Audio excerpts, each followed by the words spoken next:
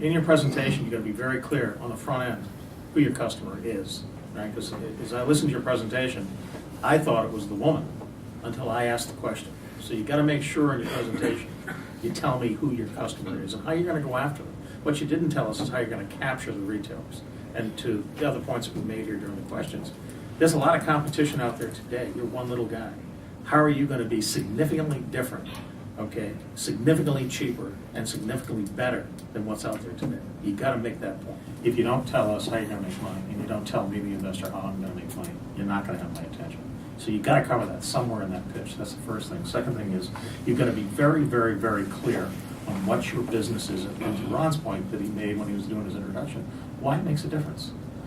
Okay? You didn't do that. You got to do at least those 3 or 4 things in order to have our attention at all. I mean, the object exercise here is for me to say to you, I'm interested in what you're doing.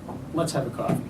We angel investors, do not like convertible notes because it puts us on opposite sides of the table. We give you money, and you hope that you're going to use that money, that when we convert, we get a really crappy valuation because you've done really, really well.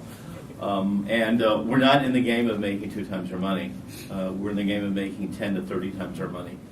When you speak to us, by definition, we look at us as lay people, okay? And you've got to get to taking it off the academic shelf and putting it down on the lay shelf so we can understand what the heck you're talking about, okay?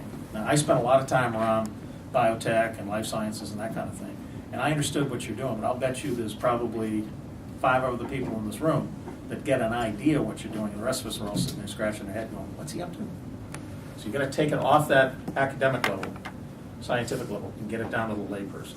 And what you should do is focus on a simple use case, walk through what you do. Don't get into architectural debates at this point. Be really clear about what you build, what your OEM, what the solution does, what it costs, how you gain customers. If a business case has to be built around business processes where you are the default, this totally makes sense thing, okay? And if your defense of your turf is to be ahead of everybody else and run crazy fast, I would say that you can't divorce the business case from the technical case. And that's what you have done so far, is that you're saying we got a crazy great product, okay? We don't really have a business case for how we're going to penetrate the market and stay in front of the competition.